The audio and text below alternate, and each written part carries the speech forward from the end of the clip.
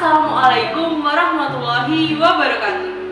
Kami, mahasiswa dari Universitas Nahdlatul Ulama Blitar, Prodi PGSD Angkatan tahun 2022, nama Rahmawati Tunggal Malaya, nomor NIM 2286206064, dan teman saya Elsa Nadia Wulandari, nomor NIM 2286206061. Pada video kali ini, kami akan membahas mengenai isu-isu dari ekonomi hijau dan ekonomi biru. Penting banget buat dunia guys, jadi paru-paru dunia dan jadi penghasil oksigen terbesar kedua di dunia. Bayangin aja kalau hutan kita habis guys, bakal kacau dunia. Makanya itu, kita harus ngerti yang namanya green economy. Supaya apa? Supaya kehidupan kita tetap berjalan tanpa merusak alam satwa hutan. Dan sekaligus efisien energi juga, kayak pakai energi listrik dari panel surya dan transportasi pakai kendaraan listrik. Oh gitu. Nah, selain ngejaga hutan, Indonesia itu lautnya juga perlu dijaga guys. Laut Indonesia itu penyerap karbon nomor 3 di dunia malah. Banyak mangrove, mikroalga, dan phytoplankton yang menyerap karbon dioksida. Jangan sampai laut kita dan isinya rusak gara-gara cuma mentingin ekonomi. Sebab kalau rusak, udara kita jadi tercemar karbon dioksida dan bakal banyak hewan laut yang mati. Makanya deh, selain green economy untuk ngejaga hutan, ada juga yang namanya blue economy buat ngejaga laut. Oh gitu. Kalau kalian belum tahu, pemerintah kita udah nyiapin 30 proyek strategis nasional untuk mendorong green economy dan blue economy. Kata Menko Perekonomian kita, Pak Erlangga Hartarto, Indonesia akan melakukan transisi energi menuju energi terbarukan kayak panel surya dan geothermal, dan juga disupport sama program bilateral kayak JETP dan PGII supaya Indonesia bisa ngejar green economy dan blue economy. Oh gitu. Oke, menurut kalian gimana nih? Apakah green economy dan blue economy di Indonesia bakal sukses? Atau alam kita bakal rusak nih? Kasih pendapat kamu. Dari video tersebut, kita telah mempelajari sedikit mengenai apa itu ekonomi biru dan ekonomi hijau. Ekonomi biru merupakan sistem perekonomian yang mengedepankan sistem eco-friendly atau ramah lingkungan dan zero waste, yaitu mengurangi sampah dan limbah dalam proses perekonomian dengan mengedepankan sumber daya laut dan pantai. Blue economy atau ekonomi biru mulai diperkenalkan di Indonesia pada tahun 2016 oleh Presiden Joko Widodo pada saat Forum Ekonomi Dunia di Jakarta. Saat itu Presiden Joko Widodo memaparkan pentingnya mengembangkan perekonomian di Indonesia dengan mengedepankan aspek lingkungan sehingga tercipta ekonomi yang berkelanjutan. Sebenarnya apa sih yang membentuk ekonomi biru di Indonesia? Ekonomi biru terbentuk di Indonesia dikarenakan Indonesia memiliki sumber daya laut yang melimpah. Mengapa demikian? Karena Indonesia merupakan negara kepulauan yang memiliki 17.000 kepulauan.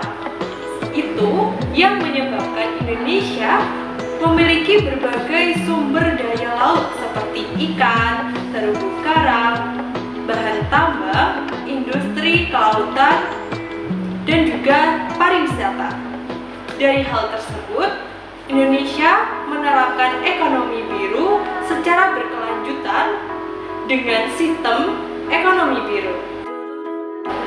Selain Indonesia memiliki sumber daya laut yang berlimpah, latar belakang selanjutnya yang mempengaruhi terbentuknya ekonomi biru di Indonesia karena ancaman terhadap sumber daya laut tersebut, seperti perubahan iklim, degradasi lingkungan, dan juga overfishing atau penangkapan ikan yang berlebih. Maka, ekonomi biru datang atau terbentuk untuk memberikan solusi dan mengoptimalkan sumber daya laut secara berkelanjutan. Apa saja yang sudah diterapkan di Indonesia terkait ekonomi biru?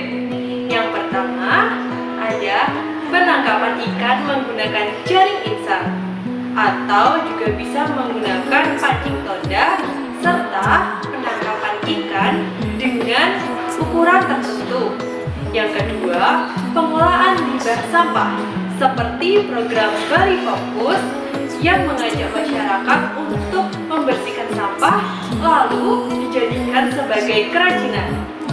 Dan bisa juga dengan melibatkan para penyelam untuk membersihkan sampah di dalam laut, atau juga bisa disebut sebagai diverse clean action. Yang ketiga, di Indonesia juga sudah menerapkan energi listrik menggunakan energi ombak. Dan yang terakhir adalah budidaya rumput laut dan kerang. Selanjutnya, saya akan memberikan contoh permasalahan dari ekonomi biru di Indonesia. Seperti yang kita semua sudah ketahui, bahwa Indonesia merupakan salah satu penyumbang sampah terbesar di Asia. Baru-baru ini, di Indonesia digemparkan dengan berita menumpuknya sampah di pantai Labuan, Banten.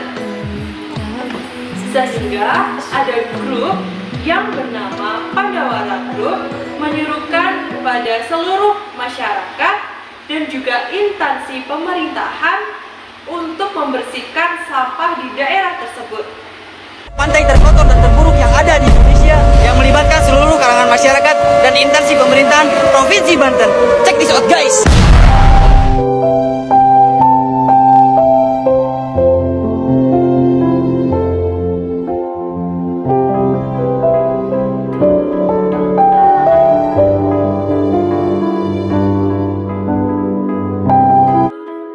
Dari permasalahan tersebut, kita mengetahui bahwa para masyarakat sebenarnya belum aware terhadap program ekonomi biru di Indonesia. Sehingga pemerintah perlu untuk memberikan pengetahuan khusus mengenai ekonomi biru di Indonesia kepada seluruh masyarakat tanpa terkecuali, dengan menggunakan media sosial atau bisa dengan penyuluhan di desa-desa terpencil.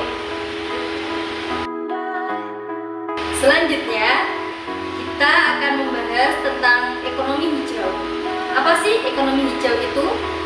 Jadi, ekonomi hijau itu cara berpikir atau bertindak kita dengan baik untuk lingkungan kita. Dalam ekonomi hijau, itu kita dapat mengelola sumber daya alam dengan baik dan tidak membuang-buangnya seperti sinar matahari ataupun angin. Selanjutnya, ada beberapa hal yang melatar belakangi ekonomi hijau. Yang pertama, perubahan iklim. Perubahan iklim telah menjadi ancaman bagi kelangsungan hidup manusia. Ekonomi hijau bertujuan untuk mengurangi emisi gas rumah kaca dan pengelolaan sumber daya yang lebih efisien. Yang kedua, penurunan sumber daya alam. Sumber daya alam dan kerusakan lingkungan itu terjadi karena eksploitasi yang berlebihan. Ekonomi hijau mencari cara agar dapat mengurangi sumber daya alam yang tidak terbarukan dan mendorong penggunaan yang lebih efisien dan ramah lingkungan. Selanjutnya, ada beberapa contoh program ekonomi hijau yang sudah berjalan di Indonesia. Yang pertama, pembangkit listrik tenaga surya atau PLTS. Yang kedua, pengelolaan sampah terpadu. Yang ketiga, pertanian organik. Dan yang keempat, transportasi ramah lingkungan. Indonesia belum bisa menerapkan ekonomi hijau dalam pengelolaan sampah terpadu, khususnya 4R. Yang pertama, reduce.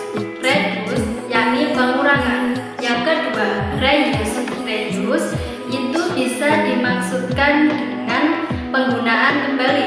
Yang ketiga, recycle. Recycle itu mendaur ulang. Yang keempat, replace. Replace artinya mengganti.